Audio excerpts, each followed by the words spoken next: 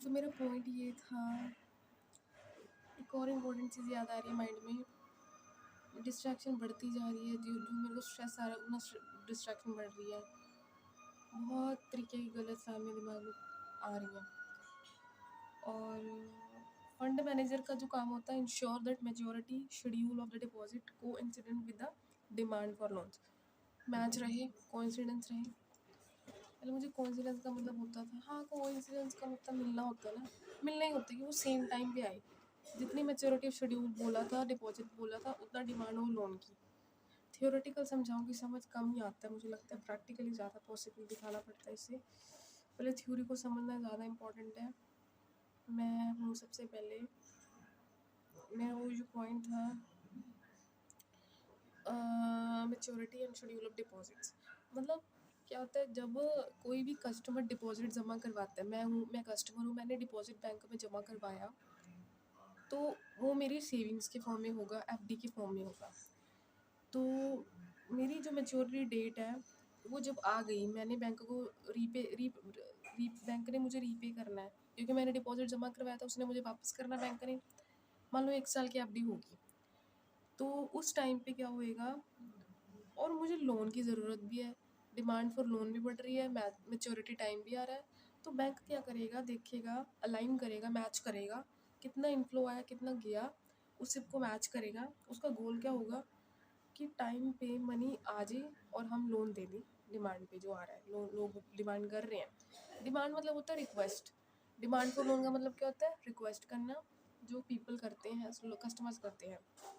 ये कॉन्सेप्ट समझ में आ गया, maturity, sorry, schedule of deposits. तो अब फंड मैनेजर का काम क्या है, मैंने थोड़ा थोड़ा बता दिया, अलाइन करना, मैच करना, क्या करना कुछ समझ नहीं आएगा।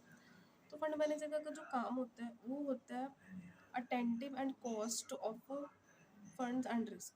इसका मतलब क्या होता है, उसका ध्यान देना सही से कि कोई कॉस्ट ज़्यादा तो नहीं आ रही फंड्स की, रिस्क को कंट्रोल करना, जो भी रिस्क आते हैं, बहुत सारे रिस्क मेंशन किए हैं, इंटरेस्ट रिस्क, इन्फ्लेशन रिस्क, और भी होता है मार्केट रिस्क वगैरह होते हैं, मैंने पहुँचे नहीं वहाँ तक।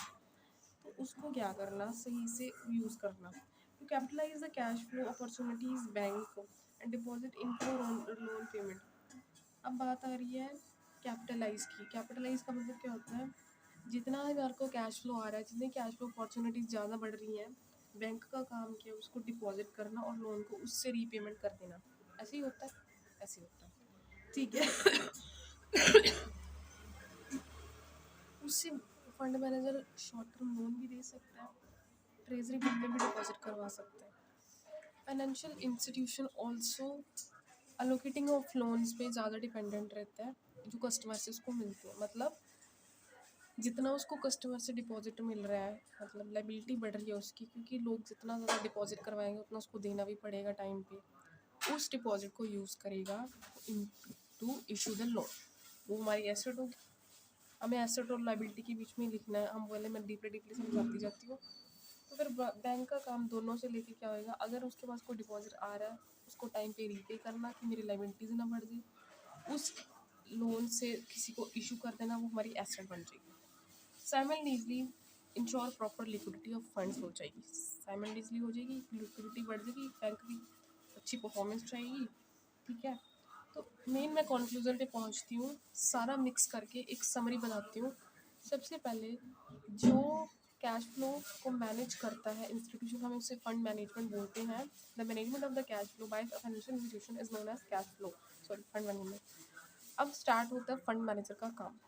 फंड मैनेजर का जो काम होता है वो होता है अलोकेटिंग करना, अलाइन करना, मैचिंग करना, और कोइंसिडेंस में रहना, कितना डिपॉजिट आया, मेच्योरिटी ऑफ डिपॉजिट, कितनी डिमांड थी लोन्स की, डिपॉजिट जो है उसको सही टाइम पे लोगों को आगे उससे लोगों को इशू करना लोन, जो कि रिक्वेस्ट बहुत ज़्यादा उनकी बढ़ रही है, ठीक है।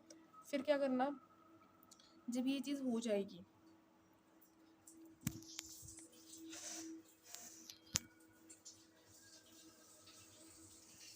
जब ये चीज़ हो जाएगी उसके बाद अगर उसके पास कुछ बच रहा है तो उसको सही से यूज़ करना, लोन को रीपे करना, अपनी अपनी इस चीज़ को यूटिलाइज करना, ठीक है। या फिर ट्रेजरी बिल्स में उसको इन्वेस्ट कर देना। और मेन काम तो ये है अलोकेटिंग ऑफ फंड्स, मतलब उसकी लाइबिलिटीज़ भी ज़्यादा ना रहे, जो कस्टमर से डिपॉजिट आ रहा है उसको इशू कर दे लोन की फॉर्म में, वो उसकी एसेट बन जाएगी।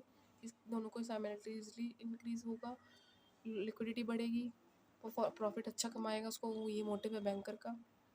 ठीक है, एंड में बात बोलूँगी, the control cost, understand the manage risk, smartly use funds to earn income. अच्छे से कॉस्ट को कंट्रोल करना, मतलब कि कोई भी एक्स्ट्रा कॉस्ट या बोरिंग कॉस्ट ना हो ज़्यादा।